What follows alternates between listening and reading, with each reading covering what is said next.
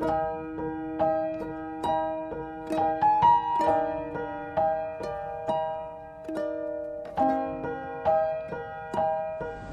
yang belum lihat ikut Zoom-nya tentang jangan memutuskan bercerai, bisa di-share ya. Bisa di-share, bisa lihat. Yuk kita memulai dalam doa terlebih dahulu. Bapa, terima kasih kalau hamba-Mu masih diberi kepercayaan untuk menyampaikan kebenaran firman-Mu. Urapi bibir lidah hamba-Mu. Kami percaya hari-hari ini kami cuma butuh firman menjadi kekuatan. Karena firman itu Engkau sendiri yang berbicara. Engkau sendiri yang mengubah, menasehati kami. Sehingga kami tetap teguh sampai hari itu karena kami taat akan apa yang Engkau firmankan dalam kehidupan kami. Tanpa firman Tuhan kami tidak mampu berbuat apa-apa. Itu sebabnya kami butuh hikmat-Mu Tuhan. Kami butuh kekuatan-Mu. Di dalam nama Tuhan Yesus yang percaya berkata amin. Ya, hari ini saya akan berkhotbah tentang bagaimana yuk kita semua hari-hari ini mau membangun hidup yang ideal. Ya, hidup yang ideal bersama Kristus itu gimana saudara ya? Hari-hari ini cari kata kunci. Kalau tiap kali baca firman, saudara harus kejar sesuatu yang memang hal ini ketika saudara lakukan, di situ saudara akan menikmati janji Tuhan. Itu sebabnya hidup yang ideal hari-hari itu sangat dipentingkan. Saya hari ini belajar terus bagaimana menggali pengetahuan tentang firman, pengenalannya, supaya saya melakukan segala perbuatan setiap harinya, saya tidak salah jalan ya. Sebentar saya ganti headsetnya karena baterainya habis. Bentar ya, baterai habis. Tetap semangat ya. Saya merasa bahwa Tuhan tuh baik, memberikan kekuatan ya. Nanti ini saya masih ada PR, saya mesti siapin khotbah besok dan Senin malam ya. Tapi tetap semangat supaya saya mulai kejar bagaimana hidup yang ideal ya. Yuk kita buka dulu bagaimana sih hidup yang ideal. Amsal 28 ayat 14 ya.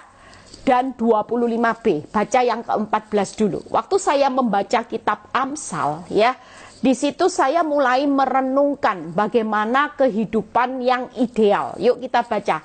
Berbahagialah orang yang senantiasa takut akan Tuhan. Lihat ya.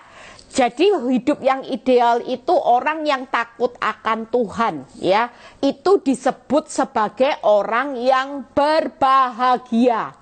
Makanya tadi ada orang yang sempat komen di Instagram saya. Dia bertanya, Bu Eli, bagaimana bisa menikmati kebahagiaan sementara suaminya tidak baik ya.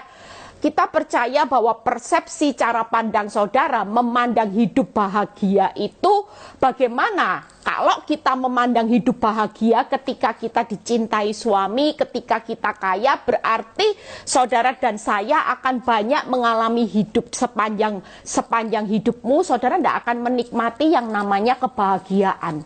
Tapi kalau cara pandang kita berkata bahwa bahagia itu karena kita taat kepada Tuhan. Kenapa? Karena Dia sumber kebahagiaan. Waktu kita taat sama sumbernya, maka itulah senyatanya kebahagiaan. Daripada saudara hari ini hanya taat mengenakan daging, menuntut cerai, itu daging saudara. Saudara mungkin berjuang hari ini hanya untuk cepat kaya supaya dagingmu nyaman keluar dari masalah. Tapi sementara dalam hidupmu engkau tidak pernah taat sama kebenaran firman yang menjadi sumber, yang memberikan saudara kehidupan abadi selamanya, yaitu Tuhan. Makanya ketika saya merenungkan firman ini, saya berkata, ternyata orang yang berbahagia itu hidup ideal adalah hidup yang takut akan Tuhan. Lihat ya, tetapi orang yang mengeraskan hatinya akan jatuh ke dalam malapetaka. Lihat ya saudara, jadi kalau kita hari ini memposisikan sebagai anak Tuhan, yang kalau ditegur di dalam proses, saudara terus mengeraskan hati. Saudara nggak memiliki wadah hati yang siap dirubah Tuhan. Saudara tetap dikasih tahu berapa kali, sudahlah ampuni. Saudara tetap mengeraskan hati, nggak bisa mengampuni. Sampai mati aku tidak akan mengampuni. Saudara berulang kali ditegur lewat firman, lewat proses. Supaya lewat kehidupan masalah ini hanya alat Tuhan, supaya saudara belajar membuang semua sampah dosa. Yaitu apa? Kebiasaan buruk kita yang suka marah, penguasaan diri yang tidak baik. Saudara mulai diingatkan firman, tapi saudara memasang posisi mengeraskan hati, sehingga saudara jatuh ke dalam malapetaka. Kalau sudah jatuh ke dalam malapetaka, kita marah sama Tuhan, kita protes sama Tuhan. Kenapa Tuhan kok sepertinya Engkau Bapa yang baik, tapi Engkau mengizinkan aku tinggal di dalam malapetaka demi malapetaka. Senyatanya kalau kita mengerti firman, jelas firman Tuhan berkata, tetapi orang yang mengeraskan hatinya itu pasti jatuh dalam malapetaka. Saya dulu tahu bahwa Tuhan sering tegur saya di awal-awal kehidupan pernikahan saya. Tuhan bilang gini, kamu jangan jadi istri yang dominan, sekalipun kamu punya suami yang sabar. Tapi buat saya pikir, ini kan bukan masalah Tuhan. Kan ini kan cuma masalah yang sepele, nggak ada masalah Tuhan. Tapi ketika Tuhan mengingatkan, mungkin karena saya mengeraskan hatinya, akibatnya apa? Saya jatuh ke dalam malapetaka, di mana suami saya jatuh juga di dalam dosa karena saya mengeraskan hati selama ini tidak pernah dengar apa kata Tuhan. Itu sebabnya yang kedua, yaitu orang yang mengeraskan hatinya itu jatuh dalam malapetaka. Kebalikannya, kalau hari ini engkau punya hati yang rela dirubah dan diproses, dibentuk oleh Tuhan, maka senyatanya ini hidup yang ideal, menghindari saudara dari hal-hal yang buruk. Karena waktu saudara diproses, ya, waktu saya membuka hati saya, iya Tuhan, saya tidak menuntut suami saya berubah. Saya tahu hidup saya juga perlu berubah terlebih dahulu. Ketika itu saya bisa lakukan, maka saya tahu bahwa Tuhan itu sudah mengarahkan kaki saya ke jalannya, kebenarannya. Itu sebabnya ketika kita tidak mengeraskan hati, kita rela diproses, kita ini sejalan dengan hidup yang Tuhan mau. Akibatnya apa? Kita menjalani hidup yang ideal. Tapi kalau kita berontak terus, kira-kira hidup ideal enggak di pemandangan Tuhan? Enggak. Makanya hari ini kalau saudara lagi diproses Tuhan dan saudara mengakui segala kelemahan, keburukan saudara, hati saudara yang begitu keras, dan saudara berkata gini, Tuhan, aku hancur hati, aku mau Engkau bentuk menjadi bejana yang siap untuk ditaburi dengan kebenaran-Mu, supaya aku hidup tidak jadi batu sandungan tapi jadi berkat. Kira-kira saudara, hidup saudara berbalik arah. Tadinya hidup saudara tidak ideal, tapi ketika ada malapetaka, saudara mulai membalikkan arah. Dan inilah senyatanya kehidupan yang sejalan dengan Tuhan. Amin saudara, itu yang kedua. Yang ketiga kita baca ayat 25b. Tetapi siapa percaya kepada Tuhan diberi kelimpahan. Lihat ya, orang yang percaya kepada Tuhan itu dijanjikan kelimpahan. Makanya hari ini hidup yang ideal bukan yang selalu melihat fakta. Orang kalau melihat fakta tidak akan pernah bisa menikmati kelimpahannya Tuhan. Selalu hidup di dalam kemalangan, selalu hidup di dalam keterpurukan, kekurangan. miliki mental orang percaya. Walaupun nyatamu, hidupmu hancur-hancuran, tapi kalau kita memiliki mental sebagai orang benar yang selalu percaya kepada Tuhan tanpa melihat, maka firman Tuhan berkata, engkau akan diberikan kelimpahan. Itu sebabnya hari ini engkau belum menikmati kelimpahan, itu belum nyata, tapi firman Tuhan berkata diberi. Kira-kira kalau diberi, pasti ada enggak kelimpahan itu? Pasti. Tapi buat saudara dan saya hari ini, yuk belajarlah hidup ideal. Waktu saya menyiapkan firman ini dan saya baca renungan ini, Tuhan mengingatkan buat hidup saya juga. Ingatkan, jangan kejar hidup di luar hidup ideal bersama Tuhan. Jadi orang Kristen bertahun-tahun cuman fokus masalah. Hidupnya cuman kasihan delu, cuman lihat masalah demi masalah, hidup kompromi dosa, ndak pernah takut dan hormat akan Tuhan. Gimana bisa mengejar hidup ideal? Aku sudah punya satu kehidupan yang ideal, kehidupan yang didamba-dambakan buat setiap orang, yaitu ketika mereka taat akan firman. 3 hal yang saya akan bahas. Jadi waktu saya membaca, oh iya ya Tuhan, ini kata kunci saudara. Kalau kita mau kejar hidup, jangan kejar hidup semau gue. Saudara tetap ibadah, tetap melayani Tuhan, tetap bisa memimpin pujian, tapi senyatanya engkau tidak jalanin hidup ideal bersama Tuhan. 3 hal, takut akan Tuhan. Yang kedua, orang yang tidak mengeraskan hatinya saat diproses Tuhan. Hatimu selalu terbuka, inilah hidupku Tuhan, jadilah seperti apa yang kau mau. Itu hidup yang ideal. Hidup ideal sekali lagi bukan hidup yang tanpa badai. Hidup ideal bersama Tuhan ada banyak badai. Tetapi kita sebagai anak Tuhan, bagaimana kita berespon ketika badai itu menimpa saudara? Orang dunia mengejar hidup yang ideal, diidam-idamkan, yaitu dengan mengejar sebanyak mungkin harta kekayaan, jabatan, kesuksesan, menghalalkan segala cara. Nanti suatu kali hidupmu gak akan ideal terus. Hidupmu gak akan berjalan seperti yang engkau idamkan, tetapi ada harga yang harus engkau bayar mahal.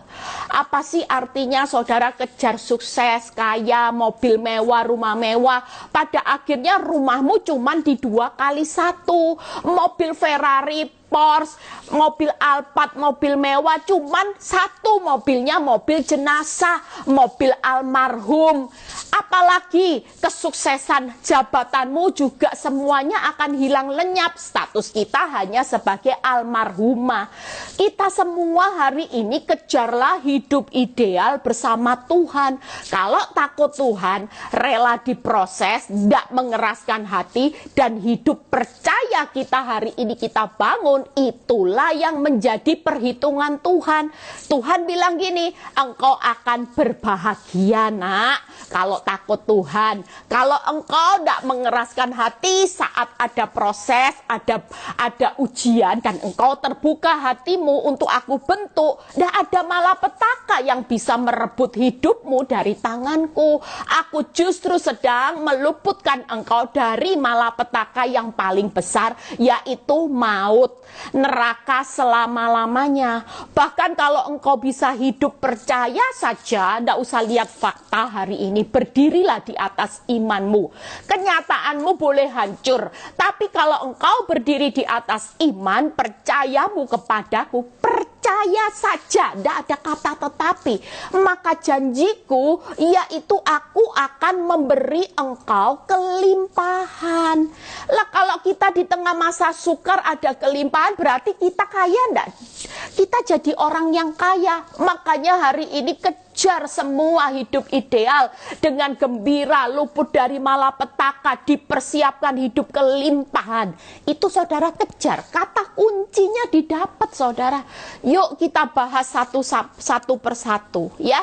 Bagaimana sih orang yang takut akan Tuhan ya? Saya sambil menyiapkan khotbah ini, saya mempersiapkan firman juga saya ambil di 1 Petrus 1 ya, ayat 14 dan 17 ya. 1 Petrus 1 ayat 14 dan 17. Yuk kita baca. Hiduplah sebagai anak-anak yang taat. Jangan turuti hawa nafsu yang menguasai kamu pada waktu kebodohanmu ya. Jangan dikit-dikit bernafsu. Jangan dikit-dikit ngenain nafsu, pingin marah-marah sudah. Pokoknya nafsu udah bisa, aku emosi, saya sudah tidak bisa sabar. Nah itu kebodohan saudara.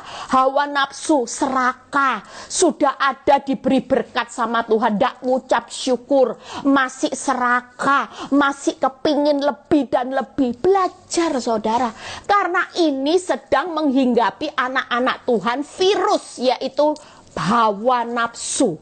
Kita jangan dianggap sebagai orang yang bodoh, tetapi Tuhan mau kita memiliki hidup yang ideal, berbahagia di tengah masa yang sulit. Tetaplah jadi orang yang taat, takut akan Tuhan. Dan jika kamu menyebutnya Bapa, yaitu Dia yang tanpa memandang muka menghakimi semua orang menurut perbuatannya. Lihat ya, hawa nafsu itu dihakimi loh saudara. Nafsu, kedagingan, semua yang berbau daging itu nanti pasti ada penghakimannya. Saudara percaya kalau saya merenungkan kebaikan Tuhan gini, saudara tiba-tiba ada malapetaka ya, saudara perlu tahu itu artinya penghakiman Tuhan sedang terjadi di dunia. Jauh lebih baik saudara ngalami penghakiman karena hawa nafsumu, saudara menimpa malapetaka di dunia. Tangkep ya, daripada kalau saudara tidak ngalami nuai di dunia, nanti nuainya di kekekalan, itu maut, tidak ada kata maaf loh. Selama di dunia, kalau saudara menuai apa yang saudara perbuat, ucaplah syukur. Karena nanti kalau saudara didiam-diamkan, saudara enak nyaman dosa, tiba-tiba nuainya tiba-tiba di neraka, kira-kira ada kesempatan enggak untuk masuk dalam kerajaan Allah? Jelas enggak ada.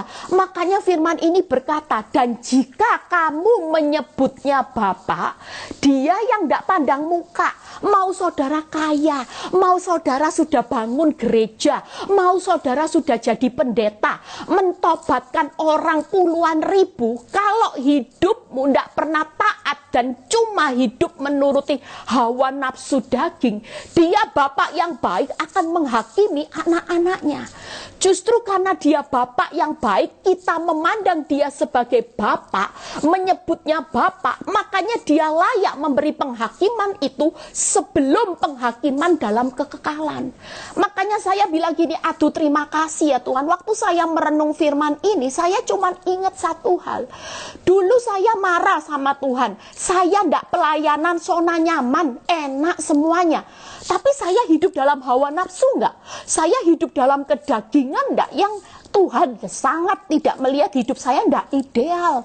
Saya itu dalam hidup dalam kebodohan. Hawa nafsu saya menyala-nyala. Semua emosi, semua keinginan daging, mata, keangkuhan hidup saya. Itu hidup saya dulu di zona nyaman. Saya ngucap syukur karena saya punya Bapa yang tidak pernah pandang siapapun saudara. Mau saudara sudah kaya, miskin, kalau waktunya Dia melihat engkau hidupmu dalam kebodohan, maka penghakiman di dunia itu akan Dia lakukan.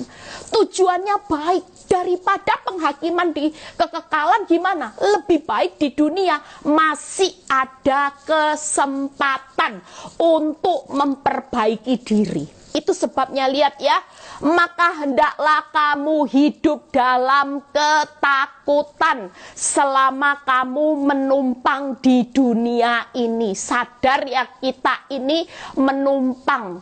Jadi sebelum saudara habis visa hidupnya, karena saudara menumpang di dunia, makanya Tuhan bilang, selama kamu menumpang di dunia, hidupmu itu jangan hidup dalam kebodohan, hawa nafsu, keinginan daging, mata, keangkuhan hidupmu terus dihidupi. Justru karena kamu menumpang di dunia, kamu ingat, suatu kali kamu gak akan terus di dunia ini. Ini cuman transit. Suatu kali kamu akan hidup di dalam kekekalan bersama aku, dan di dalam kekekalan itu tidak ada daging, saudara. Yang ada, saudara, jadi penyembah dalam roh dan kebenaran. Makanya jangan marah sama Tuhan kalau engkau diproses tiba-tiba bangkrut, tiba-tiba suamimu selingkuh, tiba-tiba istri anakmu membuat ulah. Ngucaplah syukur. Kadang-kadang kita sering terlalu sering kali kita itu terlalu menyalah-nyalahkan Tuhan, tidak pernah lihat diri kita sendiri. Senyatanya hari-hari ini penghakiman Tuhan itu sedang terjadi loh buat orang benar.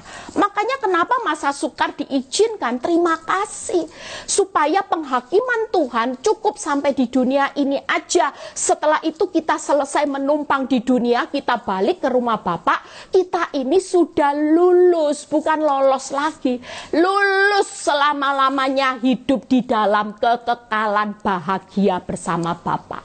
Amin, saudara. Yang kedua, yang pertama dulu.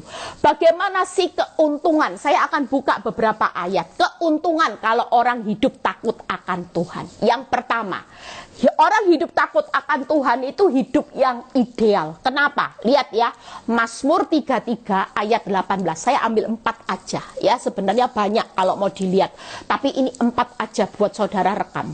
Makanya hidup ideal hari ini, jangan takut akan masalah, jangan takut akan hutangmu, jangan takut akan wanita tobat, tapi takut akan Tuhan. Kalau kita takut akan Tuhan, hidupmu ideal. Tuhan sudah siapkan kebahagiaan, nggak main-main sampai anak cucu. Yuk kita baca Mazmur 33 ayat 18. Sesungguhnya mata Tuhan tertuju kepada mereka yang takut akan Dia, kepada mereka yang berharap akan kasih setianya. Berbicara mata itu berarti orang yang takut akan Tuhan selalu diperhatikan. Lihat ya, mata Tuhan itu tidak pernah lo lepas. Apakah dalam hidup saudara kalau takut akan Tuhan, walaupun masalahmu makin luar biasa, mata Tuhan itu justru makin tertuju. Dia makin kagum. Lihat saudara, waktu hidupmu belum ditolong, ditindas, dikhianati, disakiti, dirugikan, engkau ngalami keadaan tokomu yang makin sulit, usahamu yang makin sulit, tapi engkau tetap hormat dan takut akan Tuhan. Itu yang membuat Tuhan itu semakin tidak tega, semakin bangga dengan kebanggaan anak-anaknya. Yang pertama, hidup dalam perhatiannya Tuhan, diperhatikan. Enak ya? Jadi perhatian sumber kehidupan itu kira-kira enak enggak, saudara? Sangat enak. Makanya orang bilang gini, Eli, aku lihat ya, banyak orang sekitar saya mulai bicara gini, aku lihat Tuhan itu ajaib ya. Saya dulu pikir Tuhan itu tidak adil loh, Eli, dalam hidupmu. Ternyata Tuhan tuh keren ya. Oh, sangat keren, saudara. Walaupun diizinkan masalah, ternyata kamu ini jadi perhatiannya Tuhan. Siapa yang bisa nyangka kamu bisa hidup jadi berkat? Siapa yang bisa nyangka ada banyak pintu yang Tuhan buka di dalam kehidupanmu? Itu karena Tuhan itu sangat peduli, sangat sangat. Saya sering ceritakan hal yang kecil. Saya itu kepingin makan apa, tiba-tiba ada orang yang kirim loh, saudara. Perhatian Tuhan itu sangat hal-hal yang kecil aja Tuhan itu perhatikan hidup saya. Bayangin barusan ini saya pulang dari Amerika. Saudara tahu saya hampir nggak bisa pulang. Hari itu karena paspor saya mati, kurang 1 hari aja sudah 6 bulan. Kurang 1 hari. Saya sebenarnya nggak boleh pulang hari itu. Nggak boleh transit. Dan saya bilang, petugas bilang, ibu harus kembali pulang. Tapi hari itu semua tiket pesawat itu penuh sampai 10 hari ke depan menurut mereka. Jadi bayangin kalau 10 hari saya nggak bisa ngapa-ngapain, cuman disuruh stay di bandara.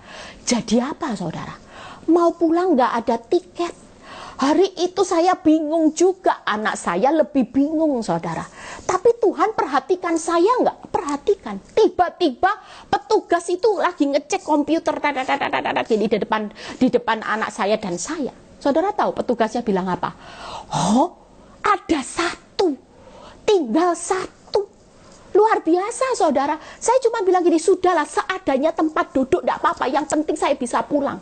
Saudara tahu Tuhan sediakan hal yang luar biasa. Saudara tahu saya disediakan satu yang tertinggal, itu tempat duduk bisnis kelas. Bisnis kelas loh saudara. Mungkin tidak sih? Bisnis kelas itu cuman hitungannya seatnya terbatas dibanding ekonomi. Kira-kira chance untuk dapat bisnis kelas itu lebih sulit saudara. Perjalanan pulang hari itu 10 hari semua tiket bisnis ekonomi semua 10 hari ke depan full book saudara. Kira-kira kalau muncul satu bisnis kelas itu karena Tuhan perhatikan saya. Tiba-tiba ada satu seat. Dan Tuhan tidak berikan saya tanggung-tanggung. Saya diberikan duduk di bisnis kelas. Keren tidak saudara? Oh keren Tuhan itu. Tidak tanggung-tanggung. Itu karena kita percaya. Kalau kita ada dalam perhatian Tuhan, tenang aja. Jalani hidup, makan ya makan, minum ya minum lah. Tuhan sumber kok memperhatikan kita. Kita takut apa saudara? Kita diberi fasilitas yang the best sama Tuhan. Nggak mungkin. Yang kedua, yuk. Selalu apa? Yang kedua, Mazmur 34 ayat 7. Kalau yang pertama diperhatikan Tuhan, yang kedua, Mazmur 34 ayat 7. Yuk kita baca sama-sama. Malaikat Tuhan berkemah di sekeliling orang-orang yang takut akan Dia, lalu meluputkan mereka. Jadi yang kedua, kita itu selalu dilindungi Tuhan dengan malaikat-malaikatnya. Aman, sudah aman. Mau ada bencana, mau ada virus yang jauh lebih jahat sekalipun, kalau saudara belum waktunya mati, 1000 rebah di sisi saudara 10.000, itu janji Tuhan tidak akan menimpa. Kenapa? Karena saudara ada dalam perlindungannya Tuhan. Itu yang kedua. Jadi tidak perlu takut ya dengan apapun yang terjadi. Akhir zaman nanti bakal terjadi krisis sandang pangan. Kita timbun beras sebanyak-banyaknya. Kita mau timbun ini, kita mau tinggal di bukit-bukit supaya tidak terjadi tsunami, kita akan lolos. Enggak saudara. Mau di bukit, mau dimanapun. Kalau saudara hari ini percaya bahwa saudara orang yang takut akan Tuhan, walaupun saudara tidak tinggal di bukit-bukit, orang lain bisa kena tsunami, rumahmu akan berdiri.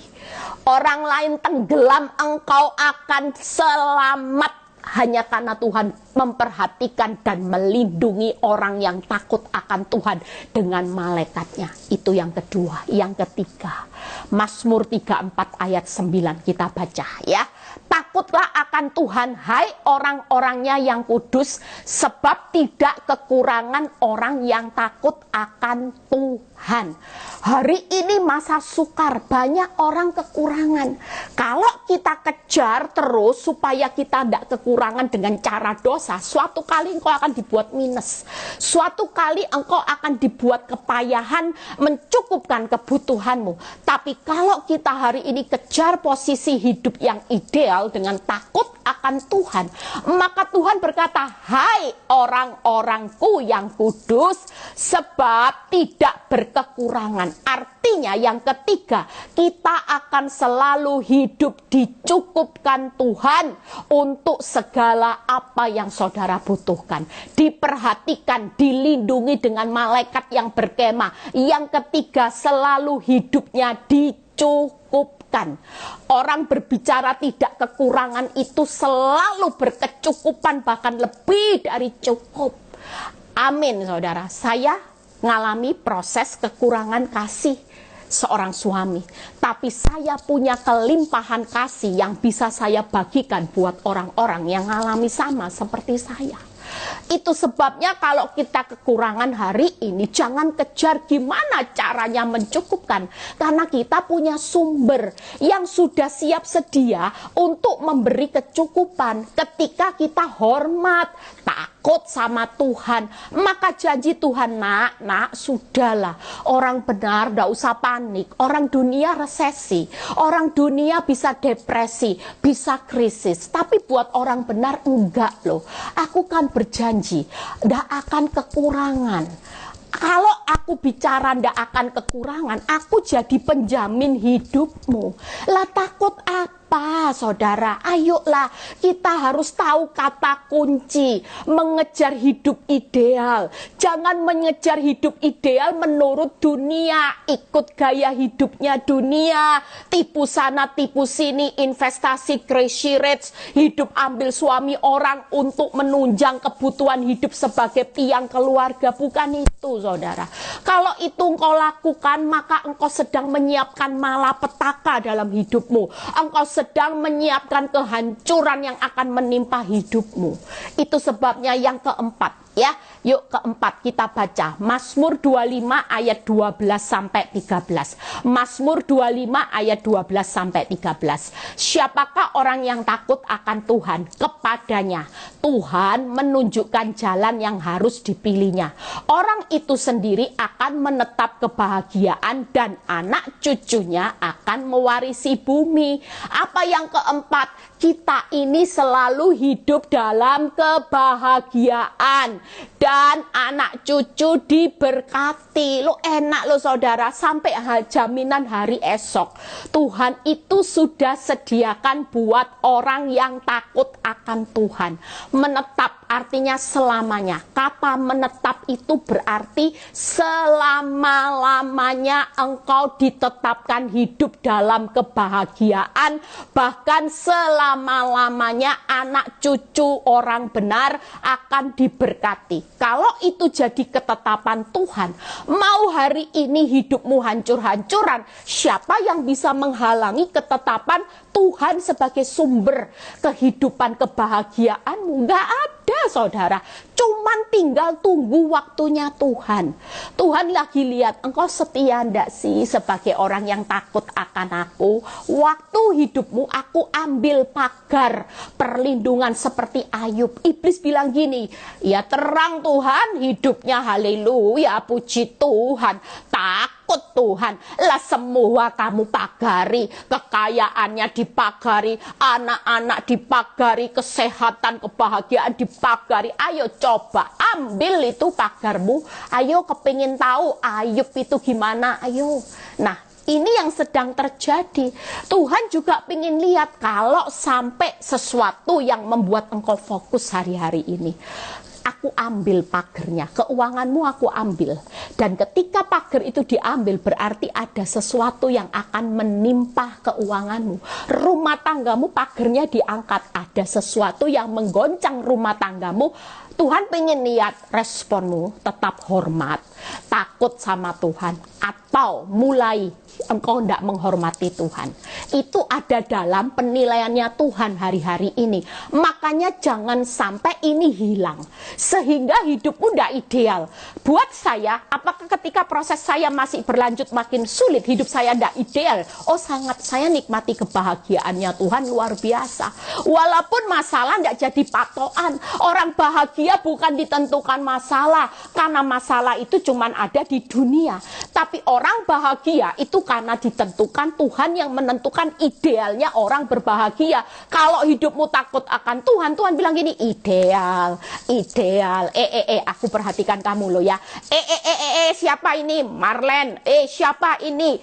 Shanti, siapa ini? Mami saya. Oh, diperhatikan sama Tuhan. Dilihat, oh, ternyata aku sudah kasih dia perlindungan. Walaupun susah seperti apapun, tenang ya, tenang. Aku perhatikan, aku lindungi. Setelah aku lindungi, aku cukupkan. Lebih dari cukup. Setelah itu aku tetapkan kebahagiaan. Bahkan aku tetapkan anak cucumu akan diberkati akan hari esok. Loh, siapa yang gak mau kejar hidup ideal ini? Ini semua yang orang mau. Saya aja selalu kejar hidup ideal, kan yang menjanjikan Tuhan ya dan amin. Lah kalau dunia bisa bohong, orang investasi crazy rate janjiin muluk-muluk, begitu bangkrut ya sudah bye-bye, bye-bye. Saya masuk penjara, selebihnya itu urusanmu. Mau tahu nggak engkau hutangmu besar? Mau tahu nggak engkau nggak punya rumah akibat promosi dia, akibat janji yang muluk-muluk? Nggak ada orang yang mau tahu. Tapi kalau bersama Tuhan, sekali dia berjanji lewat firman-Nya, nggak main-main. Ini polis. Alkitab itu polis yang membawa kita hidup bahagia, tenang. Karena polis ini tidak bisa batal. Tidak bisa dibatalkan oleh bencana alam, oleh apapun keadaan hidup ini. Karena yang pegang polis, yang buat polis, yaitu Tuhan yang berjanji selalu ditepati, saudara. Tapi masalahnya kita banyak anak Tuhan tidak yakin dengan polis ini. Makanya kalau baca firman, cari yang kata kunci. Idealnya kayak apa sih? Yang kedua ya, kita percaya yuk bagaimana orang yang tidak mengeraskan hatinya. Ya, satu pembahasan lagi kita selesai. Jadi gampang ya, ikut Tuhan makin ngerti. Saya juga belajar. Makanya kalau saya mempersiapkan firman, selain saya khotbahin buat saudara, saya juga ikut mengkhotbahi diri saya sendiri. Saya jadi kuat. Kadang-kadang khotbah saya dengar lagi. Anak saya bilang gini, Mami kok dengar khotbahnya sendiri? Oh, enggak apa-apa, karena itu juga ngecas saya. Tangkap ya saudara. Jadi hari ini yuk kita percaya, kita buka ayat. Bagaimana kalau kita lagi dimurnikan Tuhan? Sudahlah, izinkan Tuhan yang merenovasi hidupmu. Diproses, siap Tuhan. Sudah baik, sudah melayani, prosesnya hancur-hancuran, siap ya. Tadi saya baru dengar ketika saya bincang-bincang sama orang di rumah saya, dia bilang gini, Bu Eli kenal nggak ya satu orang, dia sebut namanya. Oh saya tahu, saya bilang gitu. Saya lihat dia dulu itu, saya selalu bilang gini, hidupnya enak ya, suaminya baik, keuangan diberkati, dia itu sabarnya luar biasa. Saya sampai ngomong gini, Tuhan orang ini hidupnya nyaman karena dia sabar ya Tuhan. Dia itu seorang istri yang sabar, ndak neko-neko, suaminya cinta kemana-mana, Romeo and Juliet. Tapi barusan saya dengar kabar, saya itu ikut sampai termenung. Saudara tahu, hidup yang saya lihat ideal menjadi panutan saya juga. Saya berkata ini hidup yang ideal menurut saya ya. Jadi saya bilang gini, luar biasa. Saya kalau ngomong sama orang saya bilang gini, luar biasa ya. Suaminya baik, anak-anak baik, keuangan diberkati, istrinya sabar, luar biasa. Kemana-mana, ngiler loh. Saudara tahu hari ini yang saya dengar miris saudara. Hidup ideal menurut dunia itu kalau bukan menurut Tuhan malah petaka menimpa. Yang paling saya sedih hari ini, suami istri ini sudah cerai dan istrinya menikah lagi dengan orang yang dalam tanda kutip ya, saya nggak bisa jelasin. Dalam tanda kutip orang ini jauh di standar suaminya, jahat ya, kejem. Sampai dia bilang, orang yang cerita saya, Bu Eli tahu dia sekarang kayak pembantu. Hah? Kok bisa? Ya enggak tahu. Hartanya dijual satu persatu. Kerjanya masak, ngosek kamar mandi. Saudara bayangin. Kalau kita benar-benar hidup ideal menurut Tuhan, hari-hari ini enggak akan terjadi itu. Bayangin. Saya cuma tanya kenapa sampai seperti ini. Ya karena istrinya mulai berulah. Mungkin karena suaminya terlalu sabar, Bu Eli. Tiba-tiba ada seorang pria yang naksir dia, lebih muda 10 tahun, termakan rayuan gombal. Ya, jangan terpercaya ibu-ibu yang lagi suaminya error. Kalau ada pria-pria yang merayu hidupmu sampai manis, jangan buka open PO-mu. Ya, sekali lagi jangan dengar rayuan gombal. Semua gombal itu ndak ada nilainya. Tapi kalau engkau dengar apa kata Tuhan, hidupmu akan menikmati hidup yang ideal. Dari tadi saya dengar itu sampai gini, terus anaknya gimana? Anaknya stres, Bu Eli. Stres, ibu tahu dulu kan kaya, bahagia kan? Iya, lah sekarang nikah lagi loh Bu Eli. Lebih muda 10 apa 15 tahun. Dijadiin buren loh Bu Eli. Buren yang dikawin juga berondong. Nggak punya uang Bu Eli. Aduh. Lihat saudara, miris. Yuk kita lihat, kalau kita lagi diproses Tuhan melalui suami keuangan, sudah buka hatimu buat Tuhan. Beracara, izinkan sebebas-bebasnya dia menyelidiki hatimu. 1 Petrus 6 ayat 7 ya. Apa salah ya ini? Sebentar. 1 Petrus 1 ayat 6 sampai 7. Saya lihat dulu ya. Saya tadi siapin itu sambil ngantuk-ngantuk semalam. 1 Petrus 1 ayat 6 sampai 7. Nggak mungkin 1 Petrus ada 6 ya. Yuk kita lihat. 1 Petrus 1 ayat 6 sampai 7. Ya, betul. Ya, bergembiralah akan hal itu ya. Sebentar, saya tulis dulu. Kalau tidak ditulis nanti saya lupa. Nanti kalau khotbah lagi, bergembiralah akan hal itu sekalipun sekarang ini, lihat ya, bergembira loh ya. Hal ini kamu seketika harus berduka cita oleh berbagai-bagai pencobaan. Itu tadi pesan saya. Kalau tiba-tiba ada bencana besar yang menimpa saudara dan saya, Tuhan berkata, nak, bergembira. Yang penting kamu jangan keraskan hatimu. Sudahlah, badai di luar itu aman. 7. Maksud semuanya ini. Nah, ini Tuhan bilang, maksudku dari semua ini yang tadi itu loh, badai yang besar, berbagai macam pencobaan buat kamu sedih. Maksudnya untuk membuktikan kemurnian imanmu yang jauh lebih tinggi nilainya daripada emas yang fana. Karena Tuhan itu bilang, nak, badai itu jauh lebih baik daripada nyaman. Kalau badaimu besar, nanti kemurnian imanmu makin murni seperti emas. Tapi kalau kamu nyaman-nyaman terus, nanti engkau tidak lihat murni, malah terlihat imitasimu yang besar. Murnimu kecil, imitasi palsumu yang makin nonjol. Tapi kalau aku tempatkan dengan berbagai-bagai pencobaan, memang duka cita, jujur. Waktu pencobaan itu terjadi, bukan berarti ada sukacita, pasti duka cita. Wong namanya rugi besar, hilang besar, kesengsaraan besar, penderitaan besar. Jujur, tidak mungkin sukacita. Awalnya duka citanya pasti besar. Tapi semua ini untuk membuktikan supaya engkau ini makin menonjol kemurniannya, bukan imitasinya. Selama ini aku lihat kamu itu imitasi karena hidupmu bodoh. Hanya dikendalikan oleh hawa nafsu, bukan rohku. Tapi kalau hari ini lewat pencobaan, harapan Tuhan supaya murni, yaitu roh yang kendalikan hawa nafsumu, dagingmu, bukan hawa nafsumu yang menang terus. Pengen marah yang menang. Tuhan bilang sabar, sabarnya kalah, marahnya yang menang. Disuruh untuk penguasaan diri yang baik, janganlah dimaki orang itu, tapi malah dimaki. Makinya yang menang, penguasaan dirinya makin tidak ada. Nah, dari semua proses itu, ketika membuktikan kemurnian iman, yaitu supaya saudara bukan hanya jadi orang imannya yang percaya tidak naik turun, tapi karakter Kristusnya juga makin dimurnikan.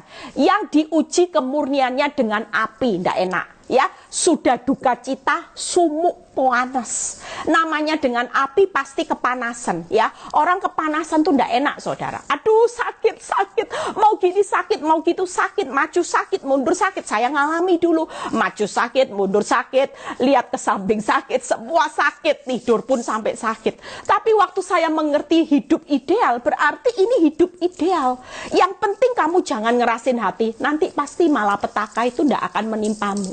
Engkau akan lihat justru di balik duka cita dan api yang panas, ini loh yang Tuhan berikan. Lihat kata-katanya. Sehingga kamu memperoleh gembira, kenapa? Puji-pujian, kemuliaan, kehormatan pada hari Yesus Kristus menyatakan dirinya. Saya percaya ini mahkota juga. Tuhan kasih kita puji-pujian waktu kita pulang ke rumah Bapa atau setelah proses ini selesai. Saya percaya waktu saya bisa menyelesaikan pertandingan saya menghadapi masalah rumah tangga dengan suami, waktu saya finishing well, Tuhan pasti bilang ini, hebat puji-pujiannya. Yang saya mau kejar jempolnya Tuhan, bukan jempolnya manusia bilang ciamik, tidak ada upahnya.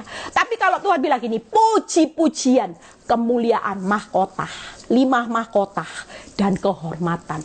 Hormat saudara, bayangin.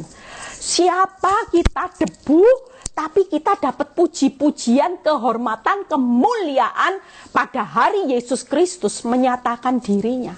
Hari ini kita diproses, Tuhan itu belum menyatakan dirinya, ya kita tunggu, sabar, duka cita, panas, tidak apa-apa.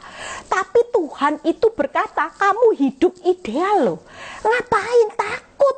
Lah hidup bergembira kok. Kamu loh tidak akan ada malapetaka. Aku loh kasih kamu pujian, kemuliaan, kehormatan. Tenang. Apa yang saudara kejar? Pujian manusia, kemuliaan manusia, kehormatan dunia. Ini dalam perjalanan lenyap. Saudara tidak akan nikmati ini selamanya. Tapi kalau kita mulai dipuji Tuhan, dimuliakan, dihormati oleh Tuhan, itu kekal. Kita semua mau kejar semua yang nilainya kekal, yang dari Tuhan. Puji-pujiannya dari Tuhan, kemuliaannya dari Tuhan, keselamatan, kehormatan juga dari Tuhan. Nah, itu yang perlu kita kejar. Jangan ini lepas hanya gara-gara engkau emosi. Aku tidak terima Bu Eli, suamiku sudah 10 tahun giniin aku, sekarang ada yang naksir aku, berondong. Ganteng Bu Eli, berondongnya, uangnya banyak, sukses Bu Eli. Dia janji cinta saya mati sama anak-anak Bu Eli. Sudah cukup Bu Eli, cukup. Wow, tidak seperti itu saudara. Kalau saudara hari ini hanya karena pujian berondong, hanya karena kekayaan berondong, hatimu kelepek dengan pujian-pujiannya berondong, janji-janji kehormatan yang diberikan sama berondong, saudara salah besar. Hidup idealmu kau pertaruhkan loh yang selamanya. Yang tadinya sudah disiapkan pujian, jempolnya Tuhan, mahkotanya Tuhan, kehormatan yang dari Tuhan diambil, diganti berondong. Lah siapa yang mau berondong sama Tuhan kok? Ya kejar Tuhan dong. Lah kok saudara banyak yang kejar berondong? Ayo, berondong itu bisa nipu. Ada banyak ibu-ibu ditipu berondong. Waktu ditipu berondong nangisnya ke saya, Bu Eli, ternyata benar Bu Eli. Berondong itu Bu Eli, uang saya dibajak habis rekening. Katanya muluk-muluk mau janjiin saya rumah, mobil, boro-boro. Semua yang dikasih saya masih kredit Bu Eli, belum lunas. Malah uang saya diambil lebih besar dari nilainya rumah sama mobil. Loh, lah ruginya lah lipat-lipat Bu. Iya Bu Eli, saya terlalu percaya sama berondong. Nah itu, makanya hari ini sudah ya. Ibu-ibu, siapapun bapak-bapak juga, kalau dirayu sama cewek yang masih ABG, jangan GR. share ya. Lebih baik kita dengar apa kata Tuhan. Sudah, jangan keraskan hati. Hari ini firman ini membawa kita sadar hidup ideal itu seperti apa ya. Waktunya sudah mau habis, yuk yang terakhir. Orang yang percaya. Jadi jangan hilang ya, puji-pujian, kemuliaan, kehormat, keselamatan ya. Yang ketiga, yang terakhir, selesai orang percaya. Yuk. Saya suka dengan Daud, waktu dia ngalami kelemahan, justru itu kuasa Tuhan sempurna. Dan saya lihat dalam kehidupan Daud, kita buka dulu ayatnya di Mazmur, atau ini dulu, kalau keburu nanti baru Daud, kita buka dulu Abraham aja. Galatia 3 ayat 9, kita buka dulu. Apa sih hidup ideal? Kalau kita ideal diberi kelimpahan, apa yang Abraham nikmati? Galatia 3 ayat 9. Jadi mereka yang hidup dari iman ya, yang percaya, merekalah yang diberkati bersama-sama dengan Abraham yang beriman itu. Waktu hidup kita percaya saja, maka senyatanya hidup kita ideal, kelimpahan. Kenapa? Karena Tuhan berkata, kamu keturunan Abraham yang diberkati bersama-sama dengan Abraham. Kita tahu loh, berkat Abraham itu apa? Salah satunya, yuk saya buka aja. Kejadian 12 ayat 2. Kalau hari ini kita hidup percaya, firman Tuhan sendiri kok yang ngomong, kamu itu hidup ideal sama dengan Abraham yang beriman itu. Aku berjanji memberkati. Bahkan Abraham itu diberkati apa? Limpah-limpah loh. Makanya Tuhan berkata di firman tadi, kalau hidupmu itu benar-benar jadi orang percaya, diberi kelimpahan seperti Abraham. Percaya itu kelimpahan, saudara. Katakan, percaya kelimpahan, diberkati seperti Abraham. Ini tanam. Saya tanamkan ini dalam pikiran saya. Percaya diberkati kelimpahan seperti Abraham. Tanemin, saudara. Kita lihat Kejadian 12 ayat 2. Itu sudah saya sering buat renungannya. Saya kagum dengan cara Tuhan memberkati Abraham. Lihat ya. Aku akan membuat engkau Abraham menjadi bangsa yang besar dan memberkati engkau serta membuat namamu masyhur dan engkau menjadi berkat. Lihat ya, 3 kata saudara yang kita ingat dari Abraham. Yaitu apa? Tuhan membuat Abraham jadi besar, Tuhan membuat Abraham jadi masyhur, Tuhan juga membuat Abraham hidup menjadi berkat. Itu sebabnya kalau hari ini kita sedang mengalami keadaan titik apapun, tidak usah bingung, percaya saja. Waktu imanmu percaya kepada Tuhan bulat, maka senyatanya hidup kita boleh hancur. Tapi Tuhan tetap memberikan batasan hidup kita ini ideal. Amin. Idealnya akan menikmati berkat seperti yang Abraham nikmati. Jadi besar, masyhur, hidup jadi berkat. Siapa yang tidak mau? Ini limpah-limpah loh. Besarnya limpah-limpah, masyhurnya limpah-limpah, jadi berkatnya limpah-limpah. Nah ini yang kita kejar. Kelihatannya saya nggak keburu, nanti Daud saya akan bahas khusus ya. Saya akan bahas khusus di saat kelemahan Daud, kuasa Tuhan jadi sempurna ya. Saya sudah selesai, kita percaya 3 hal ini akan kita kejar hidup di akhir zaman. Sudah tidak usah lihat hidup ideal menurut dunia. Saudara jangan pusing penilaian dunia, yuk. Mau ya kita lomba-lomba. Apa yang pertama tadi? Hidup ideal bersama Tuhan. Yaitu yang pertama tadi selain hidup percaya, hidup yaitu tidak mengeraskan hati, yaitu hidup takut akan Tuhan. Amin. Hidup takut akan Tuhan enak. Diperhatikan, dilindungi, dicukupkan, ditetapkan kebahagiaan anak cucu diberkati, enak. Yang kedua, hidup yang tidak mengeraskan hati, yaitu mendapat pujian, kemuliaan dan keselamatan. Yang ketiga, hidup yaitu tak percaya kepada Tuhan, hidup yang menikmati hidup bahagia, kelimpahan, diberkati seperti Abraham melimpah-limpah, yaitu besar, masyhur, hidup jadi berkat. Tuhan Yesus memberkati. Happy weekend, tetap semangat. Kalau sudah dengar khotbah saya hari ini ya, saya baru dengar segera di like ya. Karena kalau like nanti itu munculnya akan banyak dilihat orang. Sehingga orang yang mau bunuh diri, yang putus asa mendengar firman ini akan jadi kuat. Yuk kita berdoa. Bapa, terima kasih hamba-Mu sudah selesai menyampaikan kebenaran firman-Mu. Kami percaya hari-hari ini kami tidak mau kejar hidup ideal menurut dunia. Dunia boleh berlomba-lomba mengejar hidup ideal. Makin kaya, makin sukses, terkenal, usahanya makin besar. Tapi kami mau kejar hidup ideal bersama Tuhan di dalam penilaian Tuhan. Biar kami tetap teguh di akhir zaman ini karena kami tahu janji Tuhan ya dan amin. Berkati ya anak-anak-Mu yang saat ini mengalami masalah keuangan, Tuhan buka jalan. Yang mengalami masalah rumah tangga, berikan anggur yang manis. Yang mengalami masalah sakit penyakit, Tuhan sembuhkan. Terima kasih Bapa, berkati bangsa negara kami. Kalau sebentar kami mau berpisah satu dengan yang lain, biar kami mengangkat tangan kami menerima berkat Abraham, Ishak, Yakub, damai sejahtera Allah Bapa, Putra dan Roh Kudus menyertai saudara dan saya mulai saat ini sampai Maranatha Tuhan Yesus datang kedua kali. Yang diberkati dan percaya berkata amin. God bless semua. Happy weekend.